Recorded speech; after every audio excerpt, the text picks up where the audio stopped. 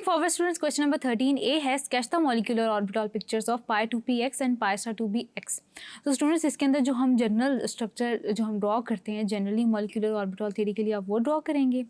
Then students आप देख रहे हैं साथ है क्वेश्चन नंबर 2 ऑक्सीजन और आपके पास डाई पॉजिटिव और डाई नेगेटिव आयन है ऑक्सीजन का। तो स्टूडेंट्स इसका स्ट्रक्चर तो हम ऑलरेडी डिस्कस कर चुके हैं और ऑक्सीजन का वही स्ट्रक्चर है एज डिस्कस्ड अर्लियर जो कि हमने कंसेप्चुअल वीडियोज़ में डिस्कस किया था और रिलेटिव एनर्जीज भी आप वैसे ही लिखेंगे। देन स्टूडेंट्स आपके पास क्वेश्चन नंबर 3 है हीलियम और नियॉन की। तो स्टूडेंट्स इसको भी हमने डिस्कस किया था।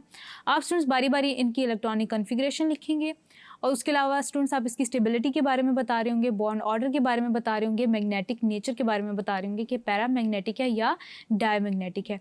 तो स्टूडेंट्स ये 3 फैक्टर्स आपने लाजमी मेंशन करने हैं मॉलिक्यूलर ऑर्बिटल पिक्चर्स ड्रॉ करते हुए, क्योंकि स्टूडेंट्स अक्सर ये क्वेश्चंस आपके लॉन्ग पेपर में आ जाते हैं। देन स्टूडेंट्स आपके पास क्वेश्चन नंबर 13B है sketch the hybrid orbitals of the species PCl3 silicon tetra chloride and ammonium ion. तो स्टूडेंट्स इसमें उन्होंने पूछा है आपसे कि आपने हाइब्रिड ऑर्बिटल पिक्चर्स जो हैं वो ड्रॉ करनी है। तो स्टूडेंट्स आपको अच्छी तरह से पता है कि हाइब्रिड ऑर्बिटल इन्होंने कहा है यानी कि वैलेंस बॉन्ड थ्योरी के अकॉर्डिंगली इन्होंने कहा है यानी कि आपने हाइब्रिडाइजेशन वाले स्ट्रक्चर्स इनके बताने हैं। तो स्टूडेंट्स इसको आप इस तरह से भी पहले भी हमने ये डिस्कस किए थे, हम दोबारा डिस्कस कर लेते हैं। एक मैं आपके लिए पार्ट जो है वो ड्रॉ कर देती हूँ, बाकी आप खुद ड्रॉ करेंगे। स्टूडेंट्स आपके पास है फॉस्फोरस। फॉस्फोरस में स्टूडेंट्स आपके पास क्या है कि एक लोन पेयर ऑफ इलेक्ट्रॉन आ जाता है according to its electronic configuration. Phosphorus का स्टूडेंट्स जो एटॉमिक नंबर है वो 15 होता है। अब यहाँ पे स्टूडेंट्स क्या है कि आपने अकॉर्डिंग टू VBT आपने इसके लोब्स ड्रॉ कर देने हैं। एंड देन स्टूडेंट्स क्या होगा कि क्लोरीन का जो p ऑर्बिटल है, क्योंकि क्लोरीन के स्टूडेंट्स आउटर मोस्ट शेल के अंदर एक इलेक्ट्रॉन जो है वो अनपेयर्ड होता है, तो क्या होगा कि क्लोरीन इसके साथ इस तरह से अटैच्ड होगा। ये हो गया स्टूडेंट्स आपके पास फॉस्फोरस और ये स्टूडेंट्स इस तरह से इसका जो p ऑर्बिटल है वो इस तरह से सिग्मा बॉन्ड बनाएगा। देन स्टूडेंट्स आपके पास ये हो गया, ये इस तरह से लीनियर ओवरलैपिंग करेंगे और आपके पास स्ट्रक्चर बन जाएगा। ये आपके पास हो गया क्लोरीन। इसमें स्टूडेंट्स इसका आप स्ट्रक्चर बता रहे होंगे कि आपके पास जो स्ट्रक्चर है पर्टिकुलरली इसका कैसा है। आपके पास स्टूडेंट्स बेंट ट्रायंगुलर स्ट्रक्चर होगा इसका और आपके पास जो इसका बॉन्ड एंगल होगा स्टूडेंट्स याद रखिएगा कि आपके पास जो बॉन्ड एंगल है वो आपके पास होगा 107.5, बिल्कुल वैसे ही जैसे अमोनिया का है। उसके अलावा स्टूडेंट्स आप एक और बात रखेंगे याद कि ये sp3 हाइब्रिडाइजेशन है यानी कि एक s और 3p ऑर्बिटल्स हैं आपके पास। उसके अलावा स्टूडेंट्स आप एक बात और याद रखेंगे, जब हम सिलिकॉन टेट्राक्लोराइड की बात करेंगे तो आपके पास टेट्राहीड्रल स्ट्रक्चर आएगा, बॉन्ड एंगल 109.5 का आएगा। अमोनियम आयन के लिए हम स्ट्रक्चर ऑलरेडी ड्रॉ कर चुके हैं, यानी कि ये आपके पास माइनर से डिफरेंसेस हैं। आपने क्या करना है, इलेक्ट्रॉनिक कन्फिगरेशन पूरी लिखनी है एंड देन स्टूडेंट्स आपने स्टार स्ट्रक्चर वैसे ही एक्सप्लेन करना है जैसे हम पहले पॉइंट बाय पॉइंट एक्सप्लेन करते आए हैं। Then students moving forward question number 14A discuss करते हैं define bond energy, explain the various parameters which determine its strength. तो स्टूडेंट्स बॉन्ड एनर्जी को सबसे पहले डिफाइन करेंगे कि it is the measure of the bond strength, heat required to break 1 mole of molecules into its original atoms. Parameters जो कि determine करते हैं बॉन्ड एनर्जी स्ट्रेंथ को वो हैं आपके पास स्टूडेंट्स इलेक्ट्रोनेगेटिविटी डिफरेंस जितना ज़्यादा होगा उतनी ज़्यादा बॉन्ड एनर्जी, उतनी बॉन्ड एनर्जी ज़्यादा होगी उतनी बॉन्ड स्ट्रेंथ ज़्यादा होगी। साइज ऑफ एटम्स जितना ज़्यादा होगा उतनी आपके पास जो बॉन्ड एनर्जी है वो कम होगी, यानी कि आपके पास बॉन्ड स्ट्रेंथ जो है वो वीक होगी। बॉन्ड लेंथ जितनी ज़्यादा बॉन्ड लेंथ होगी स्टूडेंट्स याद रखिएगा उतनी ज़्यादा बॉन्ड एनर्जी कम लगेगी उसको ब्रेक करने में, यानी कि आपके पास बॉन्ड लेंथ कम होनी चाहिए ताकि ज़्यादा एनर्जी लगे टू ब्रेक। तो स्टूडेंट्स इन्हीं फैक्टर्स को आप एक्सप्लेन करेंगे, कुछ वैल्यूज़ आप याद कर सकते हैं टेबल के, आप हाइड्रोजन फ्लोराइड या जो आपके पास हेलोजन फैमिली है उसकी केस में आप वैल्यूज़ याद कर सकते हैं, जिनका हाइड्रोजन के साथ बॉन्ड है उसको एक्सप्लेन कर सकते हैं इलेक्ट्रोनेगेटिविटी डिफरेंस की टर्म्स में। देन स्टूडेंट्स आगे चलते हैं, क्वेश्चन नंबर 14B है आपके पास, how do you compare the strengths of bond strengths of polar and non polar molecules and sigma and pi bonds. तो सबसे पहले students polar and non polar molecules को हम कैसे करते हैं, आप क्या करेंगे पोलर और नॉन पोलर मॉलिक्यूल्स को आप डिफाइन करेंगे, उनकी एग्जांपल्स 1 बाय 1 मेंशन करेंगे। आपने बताना है ज़्यादा स्ट्रॉन्ग कौन सा होता है और थोड़ा वीक कौन सा होता है, डायपोल मूवमेंट किसकी एग्जिस्ट करती है और किसकी नहीं एग्जिस्ट करती। ये कुछ पॉइंट्स हैं जिनकी बेसिस पे आप इनका कंपैरिजन कर सकते हैं। बिल्कुल ऐसे ही स्टूडेंट्स आपके पास सिग्मा और पाई बॉन्ड्स हैं कि आपके पास जो पाई बॉन्ड्स हैं ये सिग्मा बॉन्ड से वीकर होते हैं, क्योंकि स्टूडेंट्स याद रखिएगा देखिएगा कि आपके पास जो पाई बॉन्ड है या पाई ओवरलैप है वो ज़्यादा डिफ्यूज्ड होता है as compare to that of sigma bond. Students याद रखिएगा कि आपके पास जो सिग्मा बॉन्ड का ओवरलैप होता है वो सिमेट्रिकल होता है और कॉन्सिक्वेंटली ज़्यादा स्ट्रॉन्ग होता है as compare to that of pi bond. Students ये आपके पास हो गई इसकी रीज़न। आगे चलते हैं स्टूडेंट्स, आपके पास क्वेश्चन नंबर 14C है, calculate the bond energy of hydrogen bromide. The bond energy of hydrogen molecule is 436 kilo joule per mole and that of bromine molecule is 193 kilo joule per mole. अब students per mole आपको values given हैं hydrogen molecule के लिए और bromine molecule के लिए। आप students क्या करेंगे कि इसको कन्वर्ट करेंगे पर एटम के अंदर। पर एटम यानी कि जस्ट आपने एक हाइड्रोजन एटम की बात करनी है, यानी कि ये पर मोल है, इसको आप कन्वर्ट करेंगे पर मॉलिक्यूल से पर एटम के अंदर। और इसके लिए सबसे ज़्यादा फॉर बॉन्ड एनर्जी पर एटम कैलकुलेट करनी है तो आप क्या करेंगे कि 436 है, इसको आपने डिवाइड कर देना है एवोगैड्रोस नंबर ऑफ पार्टिकल से और मल्टीप्लाई कर देना है 2 से, क्योंकि आपके पास एक मॉलिक्यूल के अंदर 2 एटम आते हैं और एज अ रिजल्ट स्टूडेंट्स आपके पास आंसर आ जाएगा। फॉर आपके पास आ गया for hydrogen molecule. Then students आपके पास यही चीज़ आपने लिख देनी है बॉन्ड एनर्जी पर एटम ऑफ ब्रोमीन। उसमें आप क्या करेंगे कि 193 लिखेंगे, 193 divided by Avogadro's number of particles multiply by 2। अब दोनों के लिए वैल्यू स्टूडेंट्स हम लिख लेंगे। दोनों के लिए स्टूडेंट्स हमने वैल्यूज़ लिख ली। अब हम क्या करेंगे, कैलकुलेशन करेंगे। 436 डिवाइडेड बाय, सबसे पहले स्टूडेंट्स हम क्या करेंगे कि 6.023 को हम मल्टीप्लाई कर देंगे, 23 को मल्टीप्लाई कर देंगे 2 से दोनों केसेस में, तो आपके पास आंसर आ जाता है 12.046। अब स्टूडेंट्स क्या करेंगे, हम इसको ऐसे एज इट इज़ डिवाइड कर देंगे। 436 डिवाइडेड बाय 12.046 36.1, यानी कि स्टूडेंट्स हम इसको लिख देंगे 3.6 इंटू 10⁻⁻22। यह हो गया बॉन्ड एनर्जी पर एटम आ गई, यानी कि हम इसको लिख सकते हैं किलो जॉल पर एटम। देन स्टूडेंट्स इसी तरह हमने ब्रोमीन के लिए कैलकुलेट कर लेनी है। ब्रोमीन के लिए हम करेंगे 193 डिवाइडेड बाय 12.04, ये आपके पास आ जाती है स्टूडेंट 16.0, यानी कि आपके पास आ जाता है 1.6 इंटू 10⁻⁻22 किलो जॉल पर एटम। अब स्टूडेंट्स पर मॉलिक्यूल जब हम कैलकुलेट करेंगे, पर हाइड्रोजन ब्रोमीन मॉलिक्यूल कैलकुलेट करेंगे, तो हम क्या करेंगे, दोनों को ऐड कर देंगे 3.6 इंटू 10⁻⁻22 प्लस 1.6 इंटू 10⁻⁻22, तो ये आपके पास आ जाएगा पर मॉलिक्यूल, यानी कि हम इन दोनों को ऐड कर देंगे 3.6 प्लस 1.6, ये स्टूडेंट्स आपके पास आ जाता है 5.2 इंटू 10⁻⁻22 किलो जॉल पर मॉलिक्यूल। अब स्टूडेंट्स आप क्या करेंगे, इसको मोल्स में कैलकुलेट करने के लिए पर मोल ऑफ हाइड्रोजन ब्रोमाइड, पर मोल में कैलकुलेट करने के लिए क्या करेंगे कि इसको एवोगैड्रोस नंबर से मल्टीप्लाई कर देंगे। 5.2 into 10⁻⁻22 multiply by Avogadro's number of particles, तो स्टूडेंट्स आपके पास क्या आ जाता है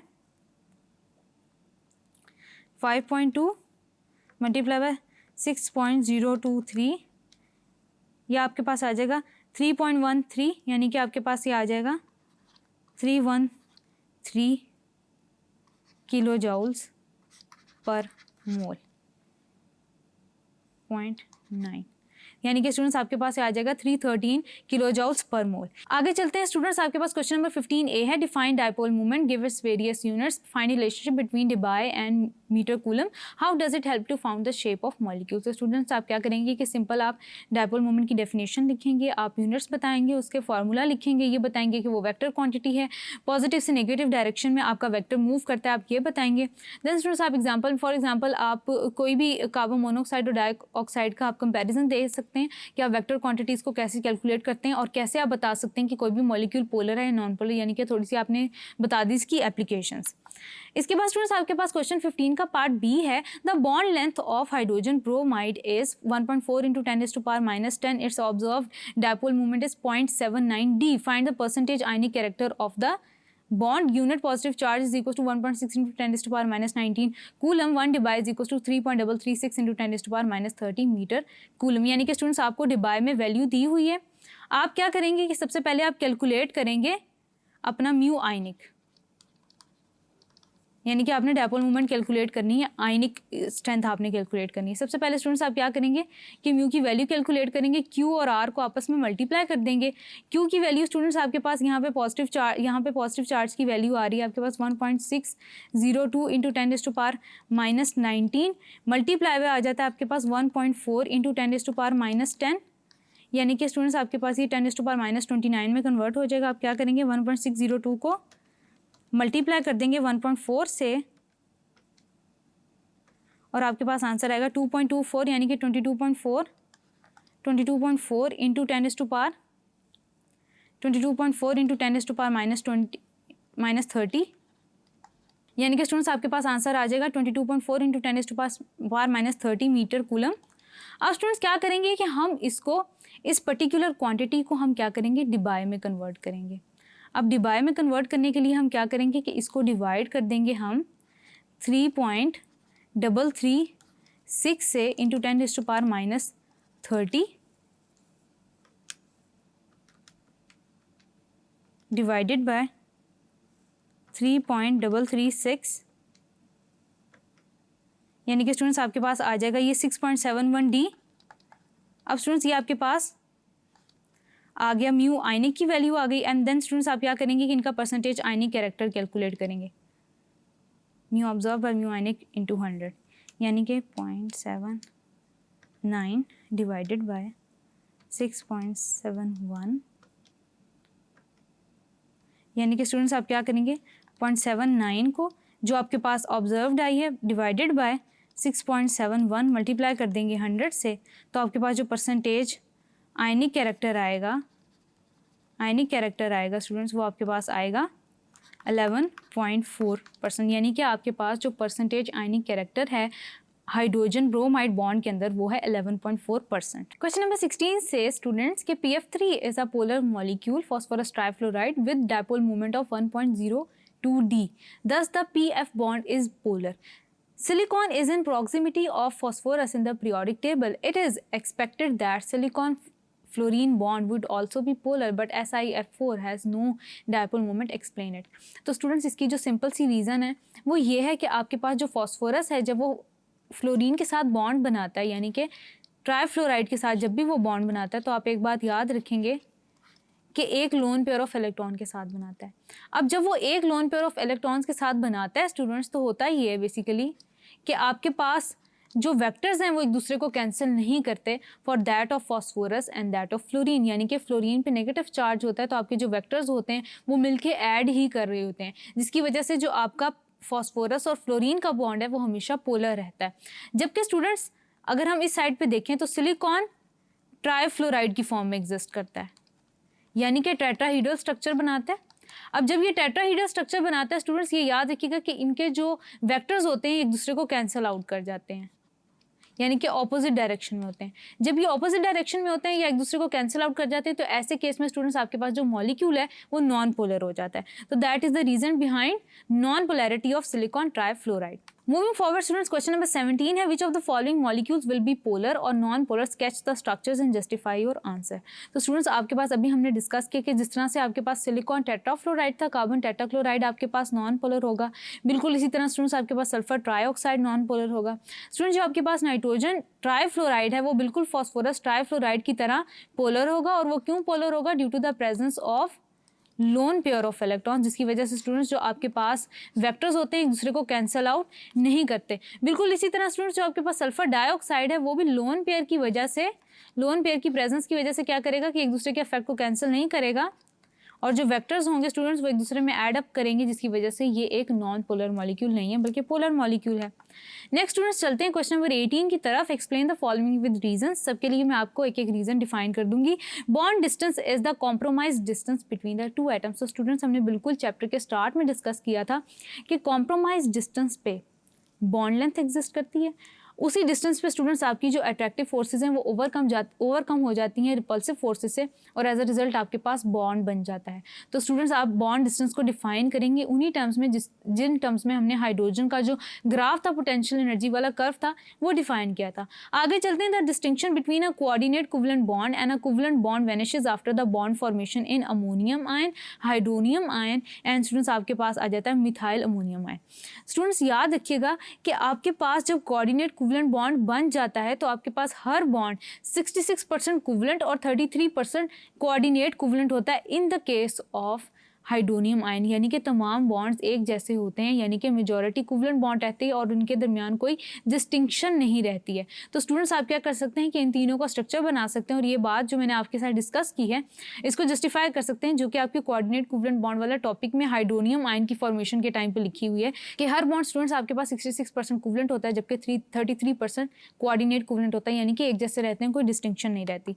देन स्टूडेंट्स आपके पास क्वेश्चन नंबर 3 है। The bond angles of water and ammonia are not 109.5 degree like that of methane, although oxygen and nitrogen atom are sp3 hybridized। तो students को क्यों नहीं है? वो लोन पेयर ऑफ इलेक्ट्रॉन्स की वजह से नहीं है। आप क्या करेंगे? इन तीनों का स्ट्रक्चर ड्रॉ करेंगे इलेक्ट्रॉनिक कॉन्फ़िगरेशन के साथ और एक कंपैरिजन कर लेंगे कि आपके पास मीथेन के अंदर loan pair of electron present नहीं है, जबकि स्टूडेंट्स आपके पास AB4 की ही टाइप में आ जाती हैं, AB3E और AB2E2, यानी कि आपके पास वाटर और अमोनिया में क्योंकि एक या दो loan pair of electrons present है, इस वजह से बॉन्ड एंगल श्रिंक हो जाता है। तो ये आपने रीजन बता देनी है। Then students pi bonds are more diffuse than that of sigma bonds. तो स्टूडेंट्स इसमें एक पॉइंट है जो आप लिखेंगे कि आपके पास सिग्मा बॉन्ड क्योंकि लीनियर ओवरलैपिंग से बनते हैं, इसलिए चार्ज डेंसिटी सिमेट्रिकल होती है, जिसकी वजह से सिग्मा बॉन्ड्स ज़्यादा स्ट्रॉन्ग होते हैं। अब चूंकि वो ज़्यादा स्ट्रॉन्ग होते हैं तो वो डिफ्यूज नहीं होते, जबकि स्टूडेंट्स जो आपके पास पाई बॉन्ड है जो पाई इलेक्ट्रॉन से बनते हैं, ये पैरेलल ओवरलैप या साइड वाइज ओवरलैप से बनते हैं, जिसकी वजह से स्टूडेंट्स क्या होता है कि जो इलेक्ट्रॉन डेंसिटी है ये above and below the plane जो है वो ज़्यादा होती है, जिसकी वजह से हम कहते हैं कि जो पाई बॉन्ड्स हैं वो ज़्यादा डिफ्यूज हैं as compare to that of sigma bond. Then students आपके पास नंबर 5 है। The abnormality of bond length and bond strength in hydrogen iodide is less prominent as compare to that of hydrogen chloride. Students एक बात याद रखिएगा कि आपके पास इलेक्ट्रोनेगेटिविटी डिफरेंस ज़्यादा साउंड होता है हाइड्रोजन क्लोराइड की केस में as compare to that of hydrogen iodide. As a result students आपके पास क्या होता है कि जो बॉन्ड लेंथ है वो कम होती है in case of hydrogen and chlorine के दरमियान बॉन्ड लेंथ कम होती है और बॉन्ड स्ट्रेंथ ज़्यादा होती है as compare to that of hydrogen iodide. तो स्टूडेंट्स ये जो बात है वो आप अपने वर्ड्स में एक्सप्लेन कर देंगे। देन स्टूडेंट्स आपके पास नंबर 6 है। The dipole movement of carbon dioxide and carbon disulphide are 0 but that of sulphur dioxide is 1.61 D। यानी कि स्टूडेंट्स जो आपके पास कार्बन डाइऑक्साइड है और कार्बन डाइसल्फाइड है, इनका एक जैसा स्ट्रक्चर है, यानी कि स्टूडेंट्स जो वेक्टर्स होते हैं एक दूसरे को कैंसिल कर रहे होते हैं। जब वेक्टर्स एक दूसरे को कैंसिल कर रहे होते हैं तो ऐसे केस में स्टूडेंट्स आपके पास जो डायपोल मूवमेंट है वो 0 हो जाती है, यानी कि दोनों आपके पास नॉन पोलर हैं। जबकि स्टूडेंट्स हमने पहले भी डिस्कस किया था कि जो आपके पास सल्फर डाइऑक्साइड है वो लोन पेयर होने की वजह से जो वेक्टर्स हैं वो उसको कैंसिल आउट नहीं करते हैं, और एज अ रिजल्ट स्टूडेंट्स आपके पास क्या होता है कि ये जो सल्फर डाइऑक्साइड है वो पोलर मॉलिक्यूल है with a dipole movement of about 1.61 D।